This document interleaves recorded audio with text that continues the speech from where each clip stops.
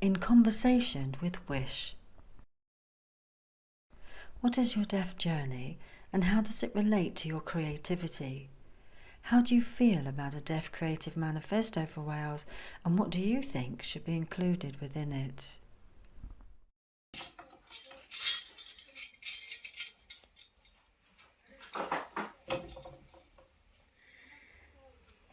Hi, my name's Wish.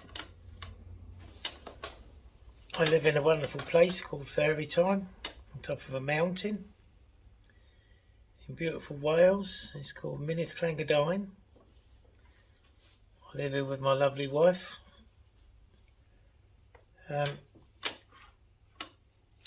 I'm severely deaf and I've been so since I was 28. So that's 43 years now. I'm not the best at this, so I've got a few notes, so I will refer to them to give me a bit of guidance while I'm speaking to you. I started wearing hearing aids at the age of 28, and I've had tinnitus all that time as well, and that is sort of 24/7, so you have to sort of set your mind to cloak it out of you, otherwise it can take over your feeling and your being. And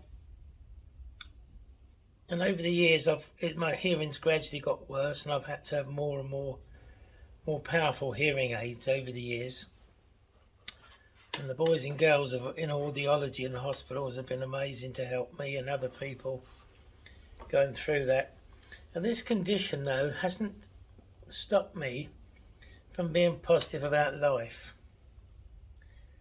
I've gone on to do many things, from an apprentice shipwrighting, boat building, to construction work, hairdressing. I run my own construction company and employed many tradesmen.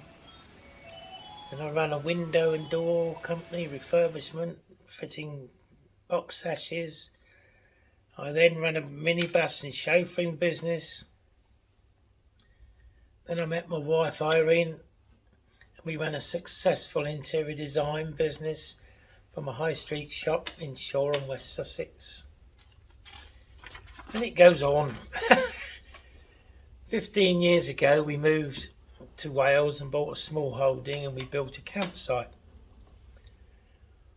We also designed and built 650 compost toilets for use on campsites, forest schools, golf courses, allotments, from small little toilets to big disabled access ones. And now I enjoy the peace and quiet in my workshop. A few years ago I was asked to go to the Noah's Ark Children's Hospital in Cardiff to see all the children, which I did badly. There were 6 floors. We spent the whole day there. I had 2 lovely lads dressed as elves to help me. We saw nearly 200 children that day, and some unfortunately were going to pass. But it was a wonderful time, wonderful experience. And I was staying with some friends in Cardiff at night, and in the morning I woke up and I just sat on the edge of the bed and sobbed my heart out, because it was so deep, the feeling. They asked me to do it again and I couldn't, because I caught something in the hospital and I was in bed for 3 weeks, flat out, couldn't move. But I do hospitals, I go to schools, I go to churches. I love doing Santa for everybody, and it's an amazing feeling. What you must do is, being deaf, you have to awaken your other senses to become more visually aware. Pardon me. Your eyes become your ears. And this is important when you are communicating with other people. You must tell them that you are deaf. And I also tell them that I am not staring at you, but I'm using my sight to help me communicate with you.